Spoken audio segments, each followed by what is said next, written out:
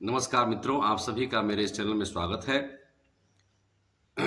मित्रों, ऐसा क्या कारण है कि हम खास करके महिलाएं, खास करके बच्चियां बड़े बड़े पद को सुशोभित कर रही हैं, उसके बावजूद भी दहेज रूपी दानव समाज से बाहर नहीं निकल पा रहा है। दूसरी बात, ऐसा क्या कारण है कि महिला सशक्तिकरण होने के बावजूद भी समाज से कुरीतियां बाहर नहीं जा पा रही हैं। हमारा जो समाजी ताना बाना है वह बिल्कुल बुरी तरीके से प्रभावित हो रहा है। हमारे समाज में, हमारे देश में जो नैतिकता होनी चाहिए, जिसका आधार हमारी भारतीय संस्कृति है, जिसके बल पर हमने पूरे विश्व पर प्रेम पूर्वक शासन किया, जिसके आधार पर सनातन संस्कृति अभी भी टिकी हुई है, वह पल्लवित और पुष्पित नहीं हो रही है।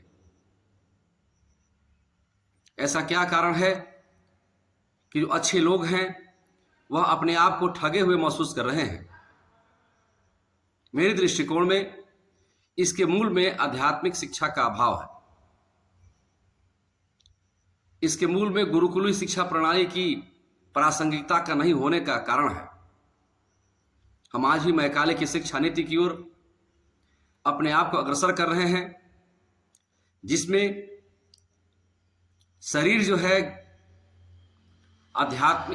जो है आधुनिक ज्ञान के बल पर अच्छे अच्छे जॉब तो प्राप्त कर पाता है, लेकिन जिस आधार पर मानवीय सेवा करनी चाहिए, जिसका मूल उद्देश्य मानव सेवा है, जिसका मूल उद्देश्य प्राणी मात्र की सेवा करनी है, उसकी प्राप्ति और उसकी पूर्ति नहीं हो पा रही है।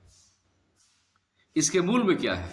इसके मूल में यह है कि हम अपने आध्यात्मिक ज्ञान को आगे नहीं बढ़ा रहे हैं।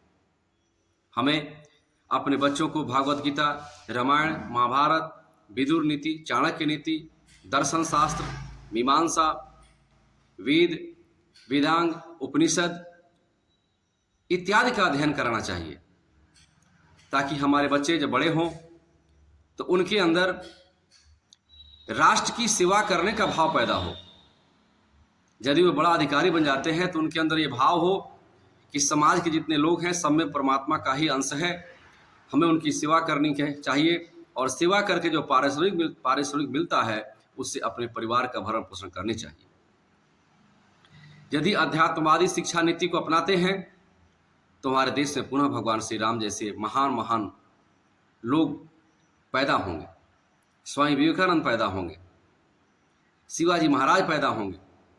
अर्थात इसके लिए हमारे माताओं और बहनों को संपूर्ण रूप से आध्यात्मिक ज्ञान से ओतप्रोत करना पड़ेगा, और इसका प्रयास सरकार के स्तर से होनी चाहिए और समाज के स्तर से होना चाहिए।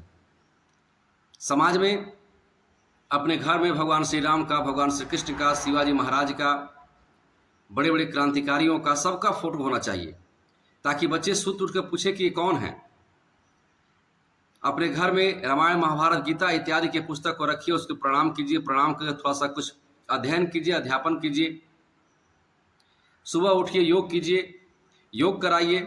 इस प्रकार एक माहौल बनेगा जिससे कि हम सुधरेंगे, समाज सुधरेगा, देश सुधरेगा। तब जा करके जो हमारा भाव है, सर्वे भवन्तु सुखिनः, सर्वे सन्तु निरामयाः, सर्वे भद्राणि पश्यन्तु मा कश्चित् दुःखभाग् भवेत्। संसार के सभी लोग सुखी हों, सब आगे बढ़ें, सब पढ़ें, सबका कल्याण हो। जो हमारा भाव है, जो हमारी सनातन संस्कृति की जो मूल अवधारणा है, वह पूर्ति हो सकेगी।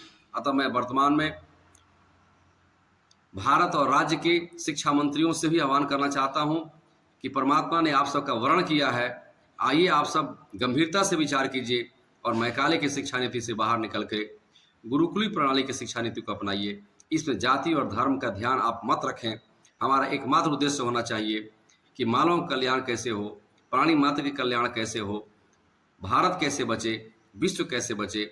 इसी पर लक्ष्य निर्धारित जब करेंगे तो आपको लगेगा कि भारतीय संस्कृति, सनातन संस्कृति से बड़ा कोई संस्कृति नहीं है, सनातन ज्ञान से बड़ा कोई ज्ञान नहीं है, सनातन दृष्टिकोण से बड़ा कोई दृष्टिकोण नहीं है। इसको अपना करके हम स्वयं को शांति में रख सकते हैं और विश्व को ही शांति में रख सकते हैं। इन्हीं शब्दों के साथ मैं आज की वाणी को विराम देता हूँ। तब तक के लिए आप सब स्वस्थ रहें, सुबह में योग करें, अच्छे वातावरण में रहें, सबसे प्रेम करें। तब तक के लिए नमस्कार। ओम भारत माता की जय। वंदे मातरम।